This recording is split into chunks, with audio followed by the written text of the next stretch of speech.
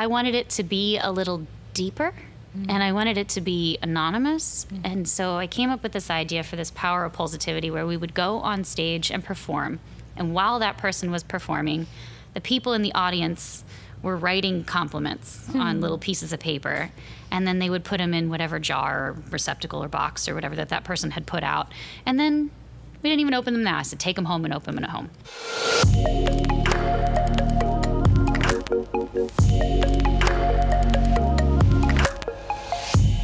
You're listening to The Aerial Hour, episode number 3. The Aerial Hour is a show that dives deeper into what it takes to build a sustainable business in the aerial industry.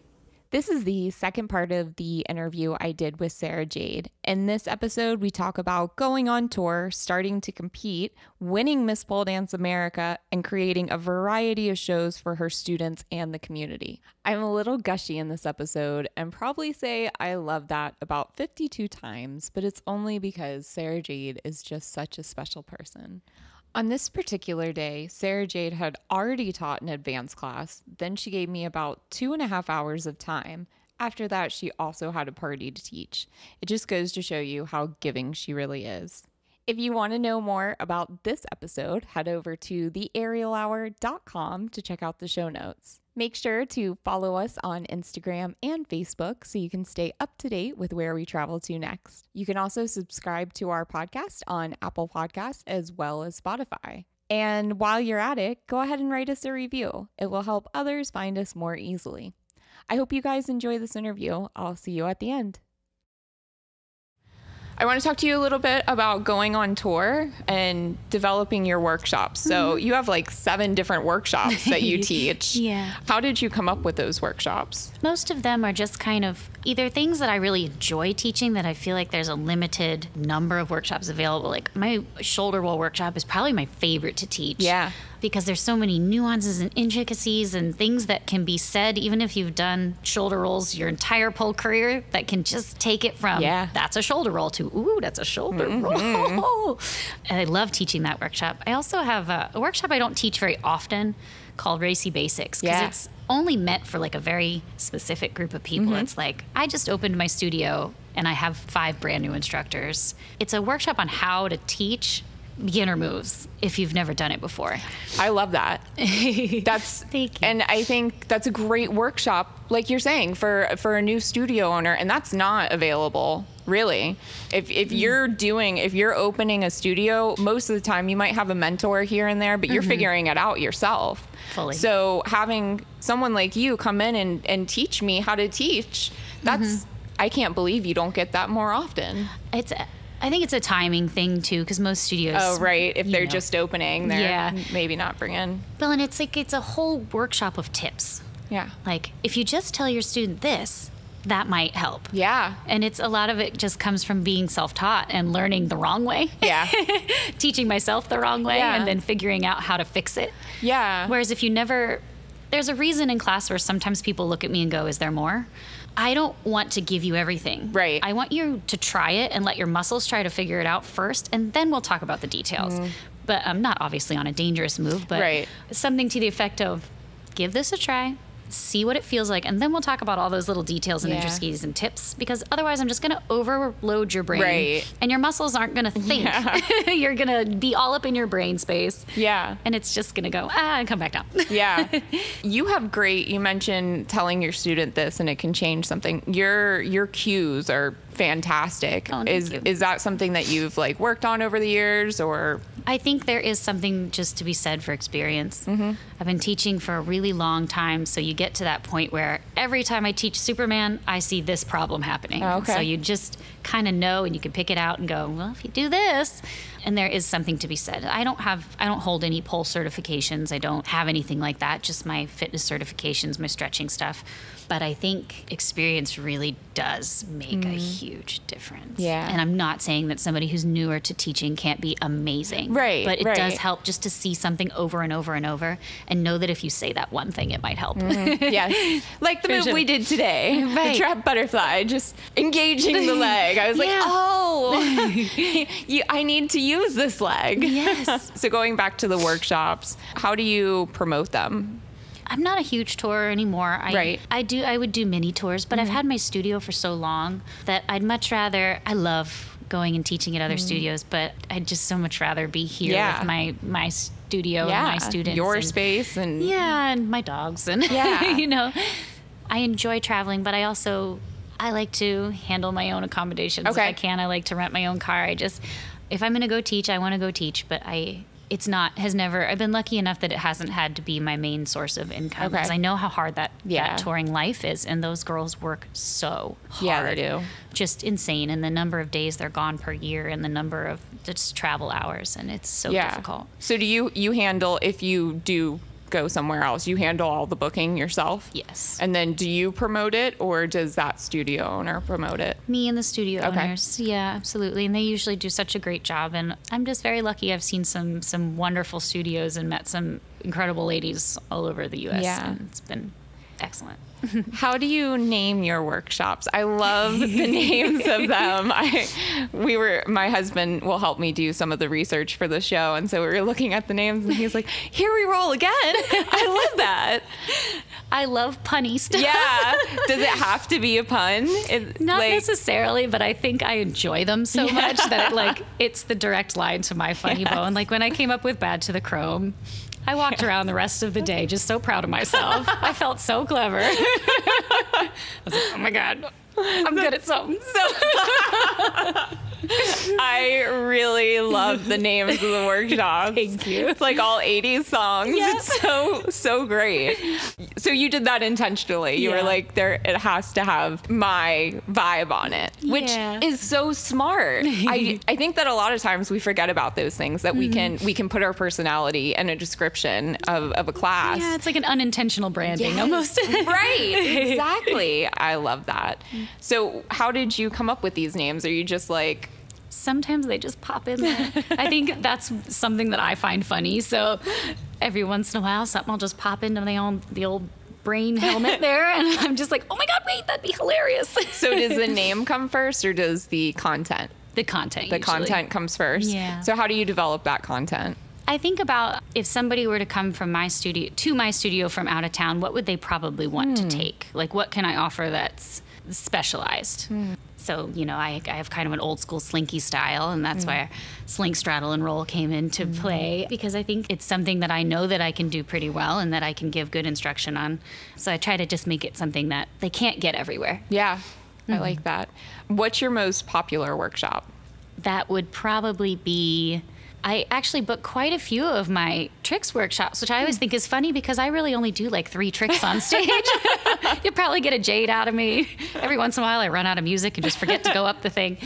But I do have quite a few kind of interesting variations and signature little thingies. So I enjoy teaching that one, and also quite a bit of slink, straddle, and roll, or the low flow kind of workshops. Has that changed over the years, or has it always kind of been those are... It's amazing the resurgence that low flow has gotten. Because when it was back in the YouTube days, we all did tricks, but not a huge amount of them. Right. For the most part.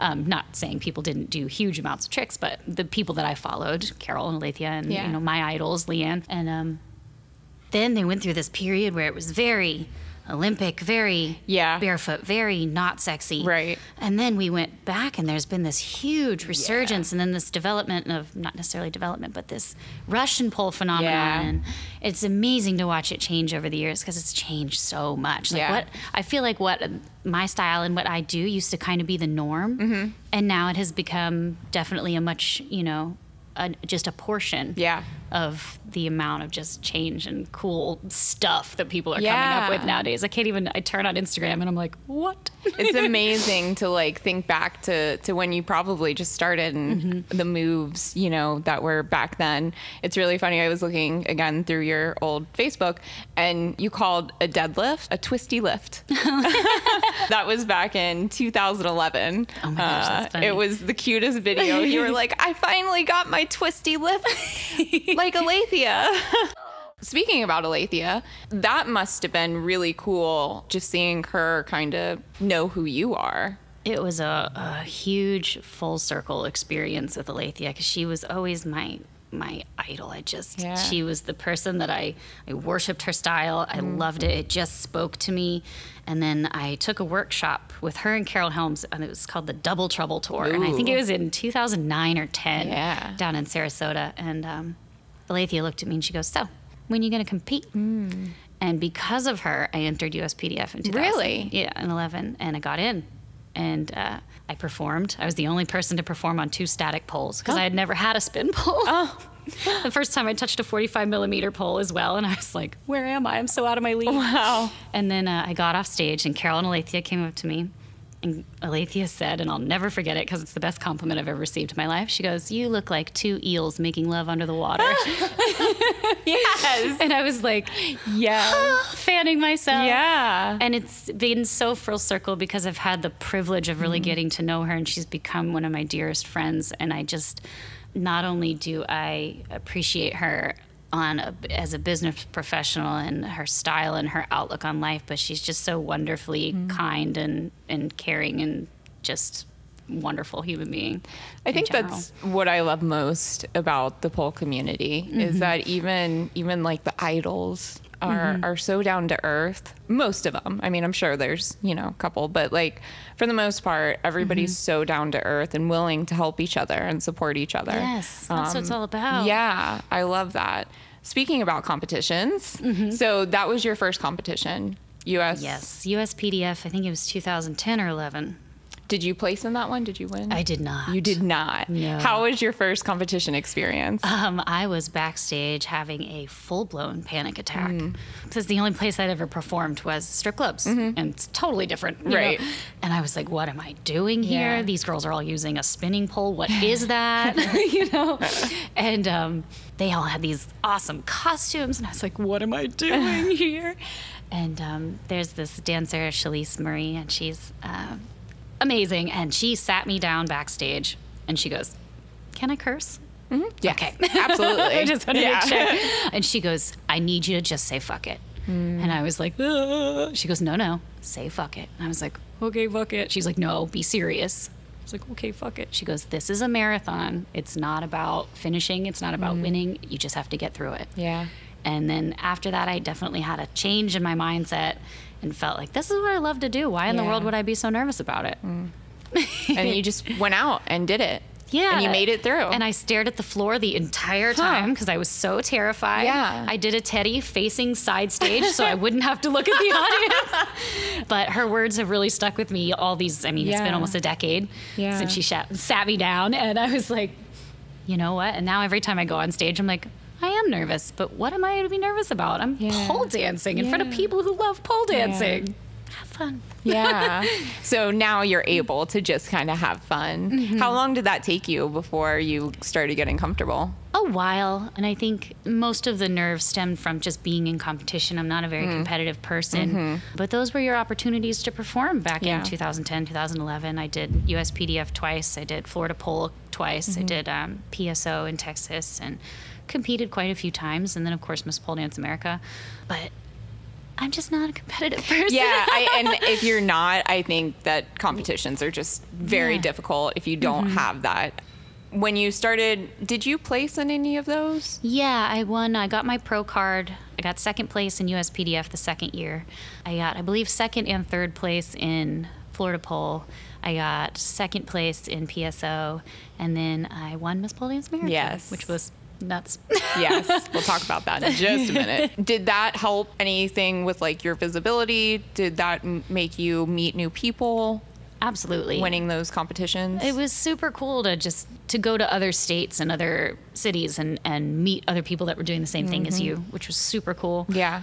A lot of the girls in Orlando I met through Florida Pole, Allison and everybody in Orlando is amazing. Yeah. And it was just, it was an excellent way to start making connections in the community and actually meet people because I didn't know that the community really existed. Right. You don't. If you're not in it, you have no idea. So you start gaining this visibility. All the while you're running the studio, you're still teaching a ton, and then Miss Pole Dance America comes along. You competed the first year and then went back and won the second year. That's Yeah. Still crazy. Still don't believe it. Still look at that trophy and I'm like, oh, who put that there?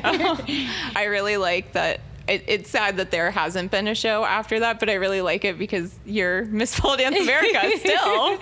It's a crazy phenomenon. And what I loved so much about that competition is it was about the show. It was about the show. That, hands down, was the 2 years. That was my favorite show. The entertainment. Yes, it was so much about creating a moment in time. And I love that. It was so entertaining to watch everything. So you win Miss Pole Dance America and you were shocked. I cried all night. Yeah. I was like, I didn't know if I was panicking or if I was happy, but I just laid there and cried. And I was like, why am I crying? I don't even know. All that work. Yeah, it was a big culmination. Yeah. And I never expected to ever compete again. Okay. Until Alethea was like, I'm making this competition. Yeah. It's going to be about entertainment in the show. And she's like, you should do it. And I was like, okay, I'll apply. I'll try, you know. Did things kind of blow up after that?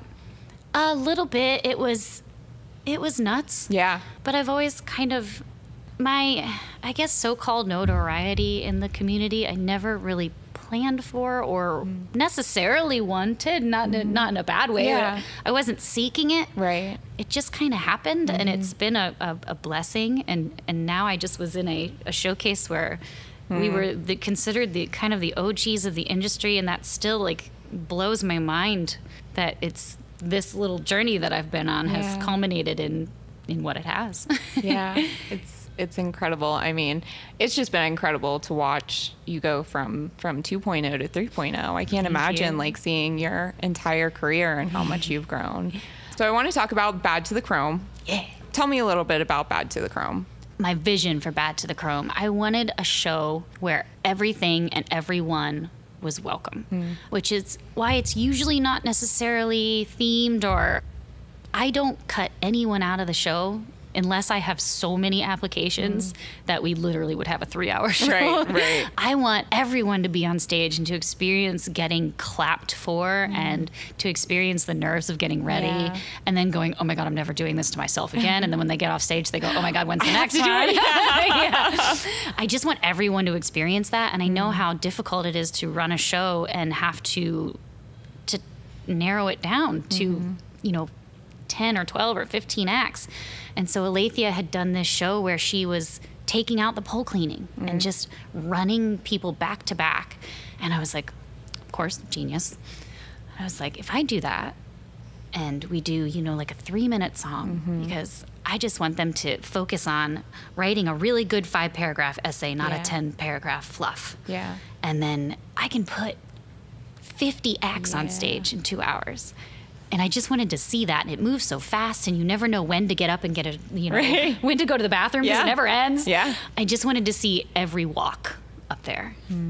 And it has grown. Like, did Bad to the Chrome start as a pole camp with the show, or? It did. Okay. It started back at 2.0, maybe six or so years ago, maybe 7. And I was running these camps out of the studio. And then during the camp, we'd have this little show in studio. We could fit, 2.0 was pretty big. We could fit 75, 100 people in there. And it was super fun. Yeah. And then 2016, we moved it into the big Ritz and put 300 people and 150 performers. And it was crazy. And now at the studio, we could sell out at 210, 220. Wow. And put 75 people on stage. And it's just this big, crazy conglomeration of a bunch of people that all love the same thing. Yeah. What was the reason for the camp? What was behind that? Because I had 3 dogs and I had the studio to run, and I never have had like a manager or anything. I do all of that part myself. So being away was really hard. Instead of traveling for workshops, I decided one night, I'm just going to put a camp up, see if anything happens. And it sold out in a day. Wow. And it was super cool because these 14 just amazing people came and danced with me for 3 days and took workshops. And it was very cool. Yeah. And then that ended with the show, right? Yes. Yeah. So now Bad to the Chrome is just like continued to grow. And the last Bad to the Chrome, let's 6 headliners. Yeah. Talk about who it was. Carol Helms. Carol Helms, Alethea Austin, Doris Arnold, Bentley Rebel, Boo Boo Brian, and Davina Shewolf. Doris and Davina came from France. Alethea and Carol came from the East Coast. Bentley and Boo Boo and everybody, Brian Wolf. It was crazy. I'm grabbing the sides of my faces right now because it was so good. It was amazing. So good. Did you always intend to have it be this big thing, or has it just kind of grown on its own? It was kind of this, like, it kept creeping up on me, getting bigger, and I was like, well, we have to make this happen because I love it. This is so fun. I love the energy of those show days, and I've done so many now that it's not as stressful because I kind of know the formula. I can plug in and play, and it's still a lot, you know, getting 75 songs and editing everything. But it's rewarding because people get to be on stage and they get to kill it and see their pictures and their photos and get clapped for, and that's the best. I want to talk a little bit about your other shows that you've done. Oh yeah. So Pole Love is a benefit. This past year, Apple a Day was the benefit. Yeah. And then before, was it Pulse? We did the Pulse Foundation. Right. So these are shows that are giving for charity. Apple a Day is for children that have cancer, and they get iPads. Yes. Correct? Yeah. Yes. And then Pulse was for the horrible Pulse shooting that happened in Orlando. How much, do you remember how much money you were able to donate from those? Yes. To both, we were able to cut a check for $6,000. Wow. So 6 for Pulse and 6 for Apple a Day. And believe me, it feels so good. Yeah. I can imagine handing over that check. Selfishly, I love throwing that show because it feels so good to write that check and be able to hand it to someone where I know it's going to help people. And because of my mom's idea, because she's a genius, OG Buttercup, and having the stage in our studio, we're able to run the show with almost no cost. Yeah. So I can, really make coin without charging too much money. Yeah. One thing that I really admired about the Pole Love shows is that you had the performers donate money as well. Yes. What a great idea. I mean, to be able to get everybody to contribute so that you can write such a big check. Yes, because there's only so much you can charge someone to come watch a show. Right. And you could charge more, but then you're going to have a smaller audience. Yep. And I figure people know that I'm asking them for this $50 or whatever it is we charge. And I say, don't apply if you don't want to pay it. Right. But these people want to help, and they see that it's a good cause. And they're going to go on stage and say, this is my little homage, and here's my money, and I'm doing this for this show. And it just has a really good, everybody's there to help. Yeah. It's not like just the audience paying or just one way or the other. Everybody's there as one team to work towards one big effort. It's that family vibe. Yeah. It just runs through here. Yeah. It's like the blood flow. Oh. And then the power of positivity. Yeah. What an idea. Can you tell me a little bit about that and where the idea came from? Sure. So, you know how when you perform, you're on stage, you get off stage, and then you get rushed by a bunch of people, and they say, oh my God, great job, that was amazing, you looked beautiful, and then everybody in the audience, great job, blah, blah, blah. And that's a great feeling, but I wanted it to be a little deeper, and I wanted it to be anonymous, and so I came up with this idea for this power of positivity where we would go on stage and perform. And while that person was performing, the people in the audience were writing compliments on little pieces of paper. And then they would put them in whatever jar or receptacle or box or whatever that person had put out. And then we didn't even open them now. I said, take them home and open them at home. And I've seen a lot of pictures of people have their little notes in frames or stuck in their mirrors, like affirmations. And of course, you're going to be willing to say more and share more anonymously. And also then it takes a lot of some of the emotion out of it, because it is hard to say something really deep if you don't, you know, especially at a show. Yeah. So I wanted people to be able to get that experience of reading those things, of what's in somebody's head while you're performing. And it was a very family style thing. So it was, It was just students, right? Yep, just students and instructors, and everybody loves each other, and just it was a really lovely one. I'm really hoping to do another one soon. Yay! Yeah, it's such a great idea, and thank you. I mean that speaks to this community, what this community is about, and lifting each other up. My best girlfriend is also a pole dancer, and we constantly talk about how these are how women relationships were always meant to be. Oh, 100%. You know, supportive, loving, can tell you the truth, but always loving and lifting each other up. And somehow, you know, outside of here, people go, you know, different directions, but these relationships that we build in here is what it's about. Oh, yeah.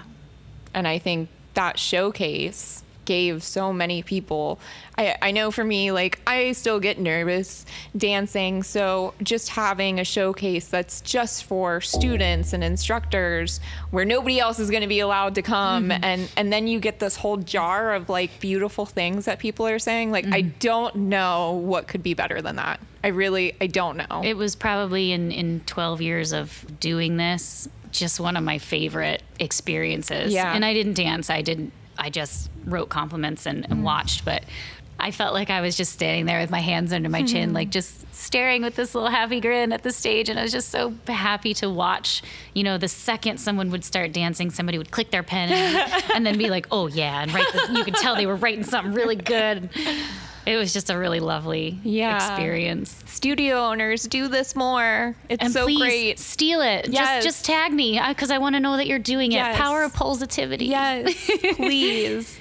Did you ever have a plan B if Buttercup didn't work? No. No plan B. None. I was 22, about to turn 23. I had just graduated from college. And I guess my thought process was, if it doesn't work, it doesn't work. And I'll go back to bartending or dancing or whatever I need to do to survive. But maybe it was because when we're young, we're fearless. But I was just like, screw it. I'm going to sell this car. I'll make You sold your car? I sold a 98 Kia Rio with like 110,000 miles on it. To pay for the studio? Yeah. Oh, wow. Made about $5,000. And I also had a small credit card. And I just was like, you know, screw it. What's the worst that could happen? If it fails, try again. Or don't try again. Right. But if I don't try, I'm going to regret it the rest of my life. And now, look, 8 years later. I walk in here sometimes and I'm like, who did this? Right? When did this happen? It's amazing. Thank you. One of the things that I love most about this group of instructors in your studio are the crazy routines that you guys do. It can never be something normal. No. Like, never. From dancing grandmas with walkers. Oh, yeah. We call that the granny twerk-lesque. Yes, I like it. To Jurassic Park. That was Jurassic Dorks. And Ghostbusters. Where do these ideas even come from? Like Sesame Street? What? Sesame Street might have been my favorite. I think we like to laugh. We're all a bunch of, not idiots, but we're a bunch of goofballs. And if it makes us laugh, then we love getting together and practicing and just laughing at this. Like, okay, so here's what's going to happen. You're going to be Slimer, and then you're going to do a death drop as I shoot you with a proton pack. And we find it hilarious. And so we're like, screw it, let's do it. And you guys are dead serious. Dead serious. About it. Like, no joke. You should see our practices. Oh, I'd love to. It's those, like, you would never hear this sentence outside of this situation kind of thing when you're at these events. And we're just practicing, and we're dressed as, Oscar the Grouch, and I'm sitting in a 30-gallon trash bag. And I'm like, this is my life right now. This is the best. I'm in a garbage can. Do you have a favorite one that sticks out? Gosh, that's so hard. I did really we did a Super Mario Brothers. Yes, at Pull for a Purpose. A million years ago. Yeah. Yeah, and I just thought it was so funny to put everybody in a fake mustache. And then just, of course, the grannies, I die. I mean, Don and I are hopping over walkers into drop splits, and Sesame Street was hilarious. So great. And finding the music, like, okay, how do we find a dubstep Sesame Street? Right. They always exist. They do. There's always SoundCloud. something. Yes. Somebody's made something. It's so hard to pick out, but they're all so great. And I think that's something we're able to do. I love Pull for a Purpose and fully support them. And Sarah Murray and Kelly have just done such an amazing job with that. And I've been going to that show since the very first one. And they do amazing work for charity as well. They have Ginny Butterfly coming this year. I know. Google it. I can't. Hopefully they're the next that I have. Yes. Yeah. Oh my gosh. And because it's not at our studio, we try to come up with just something so fun for that show. Because usually my instructors are all helping me run around and do things at Bad to the Chrome, and we're crazy busy. Right. The Pull for Purse was like, we actually get to focus and go perform. I always look forward to you guys' group routines. It's always going to be something. Something weird. Something weird's going to go down. Center. Yeah. I love it. I want to talk about your dogs. Oh, They're such a big part, I feel, of the studio and of you. And what are their names? This is Frankie and Janie. And they're lucky enough to come to the studio now. Yes, they are. After their big sister passed away, I came for a few months without any dog here on Sunday because it was a little raw. You know, Sadie had been coming for years. Yeah. And then I thought, okay, let's give them a try. Bring them in. This is just their third week coming. They are the sweetest. They are good they're little puppies. The best welcoming committee ever. Like, so cute. When you ran out to go run around, they were just waiting for you at the door. Aww. Just so sweet. My little shadows. I love that. Little ducklings. Have you always been a dog person? I always was, and I used to beg my mom all the time, Mommy, can I get a dog, please? And I would make like a chart. Here's all the reasons I could have a dog. But that is an entrepreneur right there. I was like, Mother, here are the pros. But both of us worked full time. It was just me and my mom growing up, and I started working when I was 14, and she worked far from home. And looking back at it now, I know that we couldn't have had a dog. But as soon as I was out of the dorms, I got Sadie. Yeah. I knew I was meant to have a doggy. I think one thing that's stuck out in my head about you is that there was like a little bit where you were offering classes to people if they would adopt a dog. Yes. You're so charitable. Oh. Is that something that has always been a part of you? I just know that if you have the means, and it's not necessarily gonna, for me to give away free classes, yes, it costs me money, but it's not costing me enough money where I can't justify not. Yeah. If I could say, let me give you 3 months of unlimited classes if you'd please just help rescue this dog. Like, whatever we can do as an incentive to help anyone or any group. I just don't understand why you wouldn't when you have the means. I think, again, it just goes back to you. I think a lot of times we forget about that stuff, but you're so giving. You're so giving between the charities and the animals and keeping a space open for people to come and grow in and get back their lives and become the person that they were always meant to be, because that's what this place does. It's amazing, and it's overwhelming. Yeah, it's very overwhelming. I've had people come to me over the years and tell me things where I don't even know how to respond, because I don't feel necessarily like I did that. Like, maybe I put up the 4 walls and we made the space available, and I know that I'm lucky enough to have just this amazing, magnetically just friendly, wonderful group of people that have surrounded me. And I don't know why I'm lucky enough to have that, but I hope that I'm giving them the same that they're giving me. Oh, you are. Thank you. You absolutely are. I'm always self-conscious of that. I want to be able to give as much as I can to the people that enter this space. You do. Thank you. You really do. I think really most studio owners are giving of themselves so much, and instructors included in that too. Yes. It always blows me away that somebody could see the transformation happen in themselves and then be like, I want to do this for other people. And then you open a space to do that. That blows my mind. It's you huge. are running a business so that other people can grow.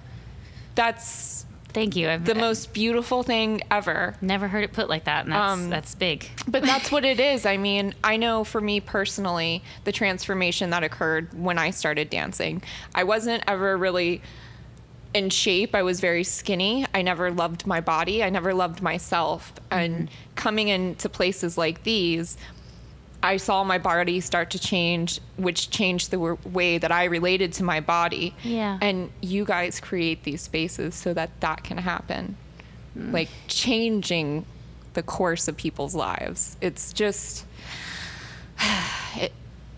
this is what this show is about. Like, I feel like this information needs to be more accessible. Absolutely. So I'm going to stop crying. That's like number 5. Squeezing it in, I know. I keep track of how many times I cry on each show. So, okay, fun question. What is your favorite performance of yourself? Okay. I would have to say probably Miss Pole Dance America, because I felt that absolute support of just, I just want it to be fun and entertaining, and I didn't feel pressure to put in a twisty lift or any kind of crazy tricks, and I just felt this freedom to dance exactly the way I wanted to dance on stage. But also, I've had a couple other favorites that are much more low key. A lot of my performances are freestyle because that's how I connect to dancing. Okay. That's what makes me feel good. And I know if I feel good, then that's probably going to translate better to the stage. But performing at the Bad to the Chrome shows, because I'm so stressed out and so running around like a crazy person, and just, I usually don't even pick a song until I'm making the playlist that night before. And I just pick a song that I love, and I try not to plan anything because I know I don't have time or the brain space. Yeah. And it just feels good to go out onto that stage and know that everybody is there to support all of these beautiful dancers. And just moving on that stage, you know that even if you got up and did the chicken dance, that you would be 100% supported and cheered for. And just every time you get on stage, it's something that you've created like that. Yeah. Just feels so important. Yeah. And just freeing. I love it. Me too. My favorite performance, I've been very excited to tell you about this, like overly excited to tell you about this. My favorite performance of you is from Pull for a Purpose. You danced to bath salts. You put your leg over your shoulder and then you pointed at it. That was the greatest moment maybe of my life. That was so great. I'll link to that in the show notes because everybody needs to watch it. It's right at the end. You just put it on your shoulder and then pointed at it. That's so funny. I love it. Somebody once told me, because I'm kind of an awkward, goofy person in real life, but then when I'm on stage, I move in a very different way. And they were like, you're kind of like a fish that's been thrown back in the water when you go on stage. Because outside, I'm kind of like... That's great. Favorite performance by somebody else right now, or... All-time favorite ever, and it's because it means so much to me, is Felix Kane, Off With Your Head, Misanthropic. The very first pole video that I ever watched, and it holds up to this day. What is it, 12 or 13 years since she posted it, and she didn't do anything harder than a shoulder mount, I believe. Oddly enough, I think I remember most of the routine off the top of my head, but just, she's got this smile on her face through the whole thing, and you can tell that she loves doing it so much, and that I've only spoken to Felix a couple times in my life, but you can tell how just this deep love for dance and pole and just in general that she feels, and you can see it literally on her face and in the way her body moves, and it's just so classic, and there's no crazy tricks or scary things. It's just beautiful. Yeah. And you can tell watching it. I'll link to that as well in the notes. And last question, what does your training look like? My training is basically this. I teach not as nearly as much as I used to. I'm down to about 5 days a week now. And I just love pole dance being my training. And because I do teach tricks, dance, floor, all different kinds of pole, I don't have to do a ton of cross training, although I do. I roller skate. I love quads. I love roller skate, and I get on the causeway and my fanny pack and just go cranking down the bridge. And I also do go to the gym sometimes, and I'll do basic kind of weightlifting. But Not very often. Do you have 99% any of it. structure when you are like, I need to come up with choreography or anything, or do you just put on music, record, and flow? Most of the time, just throw on a song that I'm feeling at the moment and start moving. And then once something happens and I like it, I go, okay. And I throw that into my class. Yeah. Very cool. Yeah. Well, I just want to thank you again so much for joining me. When I initially said, I'm going to do this, I was like, I'm going to interview Sarah Jade. That is my dream. I'm going to do it. I'm going to make it happen. I'm going to interview a bunch of people before her so that I can get comfortable. And then I'm going to interview Sarah Jade. So Sarah, I'm honored that you did this. And that to be asked is amazing. Thank you so much for joining us. And we will catch you guys next time. Yay. Thank you.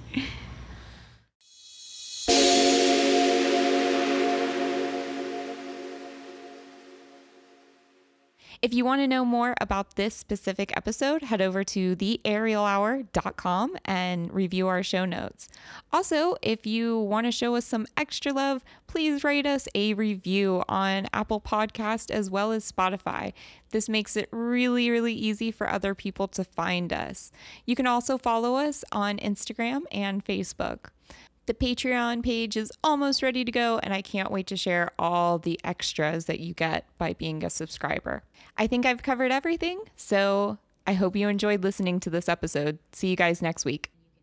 You're going to be Slimer, and then you're going to do a death drop as I shoot you with a proton pack.